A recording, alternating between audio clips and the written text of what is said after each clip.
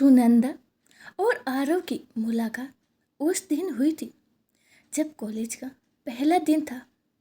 सुनंदा शांत, गंभीर और थोड़ी संकोची लड़की थी, जबकि आरव खुला हुआ, बातूनी और थोड़ा शरारती था। पहली ही नज़र में आरव को सुनंदा में कुछ खास लगा। शायद उसकी आंखों की गहराई या उसकी चुप्पी की मिठास। धीरे धीरे दोनों की दोस्ती हुई। लाइब्रेरी की खामोशी, कैंटीन की चाय और साथ में बिताए गए क्लास प्रोजेक्ट सब एक मीठे रिश्ते की नींव रख रहे थे। मगर किसी ने कुछ कहा नहीं, नहीं आरव ने, नहीं सुनंदा ने। 3 साल बीत गए। कॉलेज की आखिरी शाम, जब सारे दोस्त विदाई पार्टी में मशगूल थे, आरव और सुनंदा छत पर खामोशी से बैठे थे। हवा ठंडी थी और चांद पूरा। सुनंदा, अगर हम फिर कभी नहीं मिले तो याद रहेगी, सुनंदा ने मुस्कुराते हुए कहा। आरव ने कुछ कहना चाहा, शायद आई लव यू, मगर शब्द गले में ही अटक गए। समय बीत गया। दोनों ने अपनी अपनी जिंदगियों में आगे बढ़ गए बिना कुछ कहे। 8 साल बाद एक सुबह सुनंदा की ट्रेन दिल्ली स्टेशन पर रुकी थी। वो अब एक स्कूल में टीचर थी। वही चेहरे पर वही शांति, मगर अब उसमें परिपक्वता थी। स्टेशन पर किताबों की दुकान से टकराई तो किसी की आवाज़ आई, सुनंदा। पीछे पलटी तो आरव था। वही मुस्कुराहट, मगर आंखों में कुछ अधूरा। आरव, तुम? हाँ, यही हूँ, पिछले 2 साल से। शादी हो गई, एक बेटी है। सुनंदा मुस्कुराई। अच्छा है, खुश हो? शायद, मगर कुछ बातें अगर वक्त पर कह दी जाती तो जिंदगी कुछ और होती। सुनंदा ने कुछ नहीं कहा, बस आंखें भर आई। ट्रेन की सीटी बजी। सुनंदा ने बैग उठाया। चलती हूँ, स्कूल पहुँचना है। बच्चों को अधूरी कहानियाँ पसंद नहीं, पर हमारी कहानी तो अधूरी ही रही, आरव ने धीमे से कहा। शायद अधूरी कहानियाँ ही हमेशा याद रहती हैं, सुनंदा ने मुस्कुराकर कहा। और चल दी। आरव वहीं खड़ा रहा, जैसे समय वहीं थम गया हो। कुछ प्रेम पूरे नहीं होते, मगर अधूरे रहकर भी वो जिंदगी की सबसे मुकम्मल याद बन जाते हैं। दिल्ली की हलचल भरी जिंदगी में जब सुनंदा ने एक नए स्कूल में पढ़ाना शुरू किया तो उसे लगा कि अब बस यही उसकी दुनिया है। बच्चे, कक्षा और किताबें। प्यार अब उसके लिए एक बीती याद भर रहा था, जो स्टेशन की उस मुलाकात में कहीं पीछे छूट गया था। लेकिन वक्त को ज़्यादा देर साथ रहना कहाँ आता है। एक दिन स्कूल में एक कार्यक्रम के आयोजन के लिए बाहर से एक थिएटर टीम आई। उस टीम का निर्देशक था समीर राठौड़।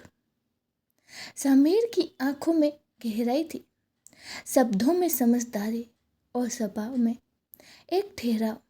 पहले ही मुलाकात में समीर ने सुनंदा से कहा, आपकी आवाज़ में बहुत सुकून है।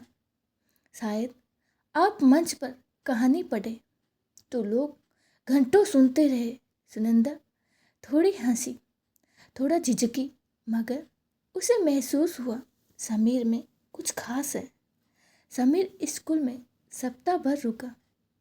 हर दिन सुनंदा और समीर की बातचीत थोड़ी थोड़ी और बढ़ती गई। चाय की प्यालियों के बीच विचारों का आदान प्रदान और स्कूल की लाइब्रेरी में देर शाम तक किताबों पर चर्चा। एक दिन समीर ने सुनंदा से पूछा, क्या कभी किसी से मोहब्बत हुई थी? सुनंदा मुस्कुराई, हाँ, पर अधूरी रह गई। फिर भी इंतजार किया, शायद अब भी कर रही हूँ। उसकी आंखें भीग गई और समीर चुप हो गया। कार्यक्रम के बाद समीर वापस जाने लगा।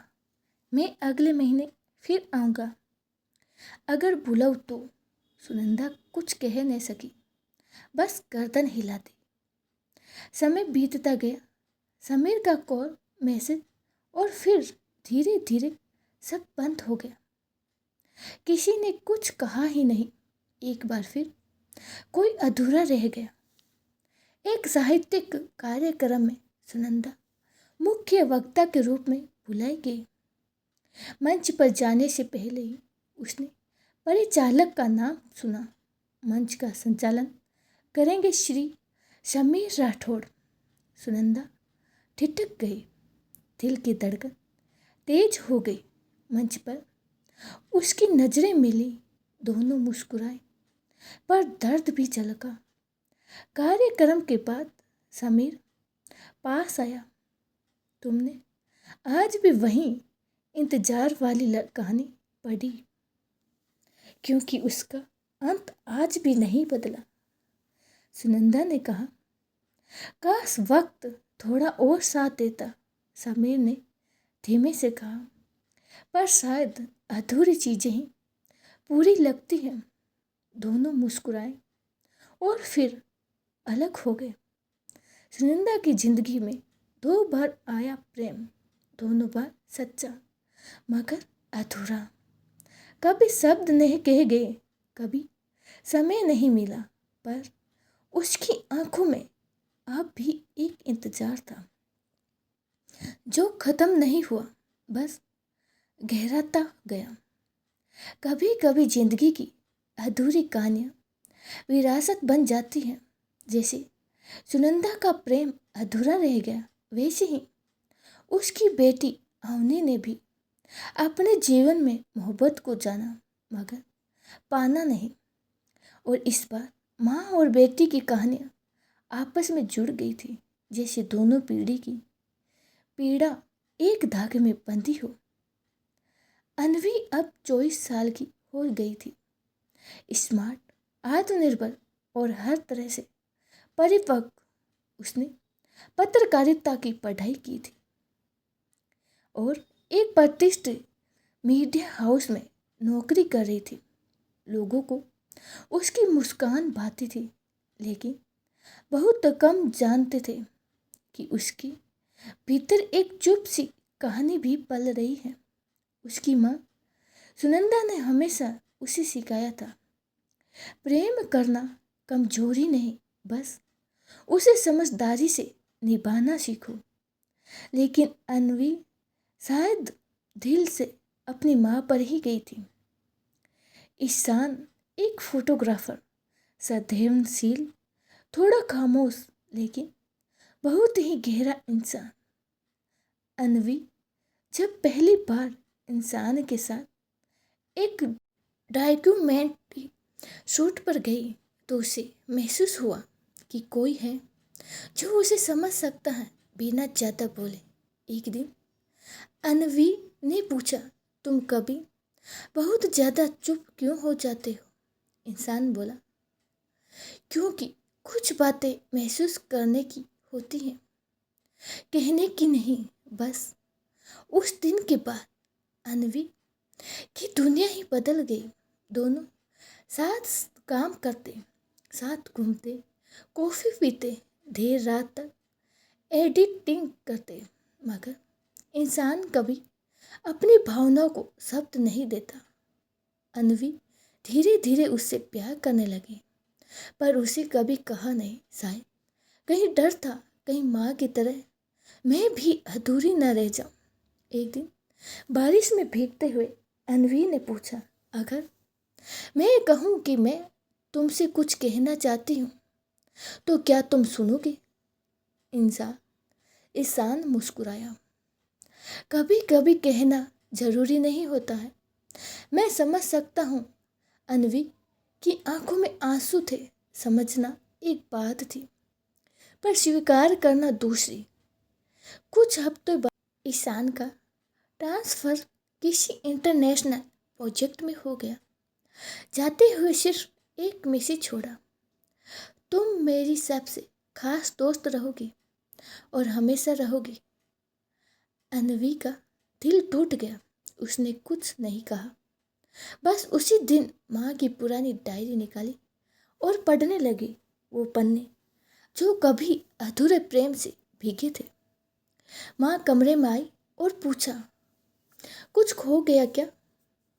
अन्वी ने पहली बार खुलकर माँ से कहा, माँ, क्या अधूरा प्रेम भी पीढ़ी दर पीढ़ी चलता है? सुनंदा की आंखें भर आई। हाँ बेटा, अगर दिल सच्चा हो तो अधूरी मोहब्बत भी हमारी पहचान बन जाती है। माँ बेटी की आंखों में एक जैसी चमक।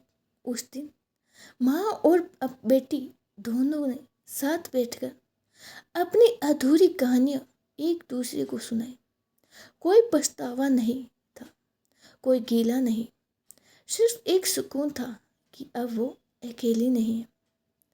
अन्वी ने माँ की हथेली थामी और बोली, चलो माँ, अधूरी कहानियों पर एक किताब लिखते हैं, मुकम्मल अधूरापन। जब प्रेम अधूरा रह जाए तो वो दुख नहीं होता, वो एक ऐसी याद बन जाता है जो कभी मिटती नहीं। माँ की कहानी अन्वी की आंखों में दोबारा लिखी गई और शायद अगली पीढ़ी भी कभी इसे जिएगी। समय बीत गया। अन्वी अब पहले से कहीं ज़्यादा परिपक्व और शांत हो चुकी थी। इंसान की यादें अब भी कभी कभी झरोखों से झांकती है, लेकिन जीवन रुकता नहीं। फिर एक दिन सुनंदा ने के सामने एक रिश्ता आया। नीरव नामक एक सॉफ्टवेयर इंजीनियर का पढ़ा लिखा, सभ्य, विनम्र और सदैवशील। अन्वी ने झिझकते हुए कहा, माँ, इस बार मैं आगे बढ़ना चाहती हूँ लेकिन डरती हूँ। सुनंदा ने मुस्कुराकर कहा, उसका माथा चुमा, डर तो तब होता जब हम पीछे कुछ छोड़ नहीं पाते। तुमने सब संभाल लिया है, अब तुम्हें बस जीना है। सगाई का दिन आया। अन्वी हल्के गुलाबी सूट में जब मंच पर चढ़ी तो उसकी निगाहें ठहर गई, मगर उसकी नजरें एक कोने में बैठी माँ को ढूंढ रही थी, जो आंसू छुपा रही थी कि शादी से एक दिन पहले ही सुनंदा को एक कोरियर मिला। एक सुंदर कवर में एक निमंत्रण पत्र और साथ में एक छोटा सा नोट। अगर आज भी मेरी आवाज़ में कोई जगह बाकी है तो मिलना चाहूँगा, समीर। दिल कांप गया। 15 साल बाद एक निमंत्रण, और वो भी ऐसे समय पर। सुनंदा ने सोचा, क्या बीती बातें फिर से खोलनी चाहिए। पुरानी सड़कें, पुरानी कैफे और एक पुराना चेहरा, समीर। अब बालों में हल्की सफ़ेदी और चेहरे पर थकान के साथ सामने बैठा था। काफ़ी वक्त हो गया, समीर बोला। हाँ, और काफ़ी कुछ छूट भी गया, सुनंदा ने कहा। मैं जानती हूँ मैंने तुम्हें कभी साफ जवाब नहीं दिया, लेकिन अब जब मेरी जिंदगी की शाम पास है तो सोचा तुम्हारा चेहरा फिर देख लूं। सुनंदा ने बहुत धीमे से कहा, अब कहने को कुछ बचा भी नहीं, पर हाँ, तुम्हें देखना अच्छा लगा। क्या अब भी मेरे लिए कोई जगह है? समीर ने पूछा। अब मैं एक माँ हूँ जो अपनी बेटी के जीवन की सुबह देख रही थी, और तुम मेरी एक याद हो जो हर शाम मेरे साथ बैठ जाती हो, पर अब उठ जाती है। समय पर दोनों चुप हो गए। फिर समीर ने उठकर कहा, चलता हूँ, शायद ये आखिरी बार हो। सुनंदा ने कांपते हाथों को थामा। अधूरा ही सही, लेकिन तुम मेरी सबसे सच्ची कहानी रही।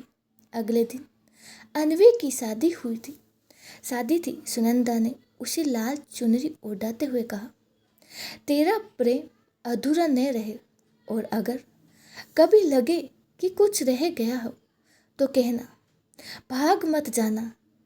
अनवी ने माँ के गले लगते हुए कहा, माँ, आपने सीखा दिया है माँ, अधूरापन भी प्रेम होता है, बस नाम नहीं होता। लेकिन इस बार मैं कुछ भी अधूरा नहीं छोड़ूंगी। नीरव के साथ फेरे लेते समय अनवी की आंखें माँ को ढूंढ रही थी और माँ की आंखें छत की ओर उठी हुई थी। शायद ईश्वर से कह रही थी, आप मेरी अधूरी कहानी पूरी नहीं करनी, बस मेरी बेटी की कहानी मुकम्मल कर देना। दो अधूरी कहानियाँ, एक मुकम्मल विरासत। शादी के बाद रात में सुनंदा अपनी डायरी के आखिरी पन्ने पर लिख रही थी, आज मैं माँ से औरत में वापस लौटना चाहती हूँ, पर शायद अब ज़रूरत नहीं। मेरी बेटी अब मेरी सबसे मुकम्मल कविता बन गई है, और समीर, तुम मेरी सबसे सुंदर अधूरी कहानी रहोगे। और प्रेम पूरा हो या अधूरा, अगर सच्चा हो तो पीढ़ियाँ बदल देता है। सुनंदा ने समर्पण सीखा, अनवी ने स्वीकार करना, और दोनों ने सिखाया कि अधूरापन भी विरासत बन सकता है।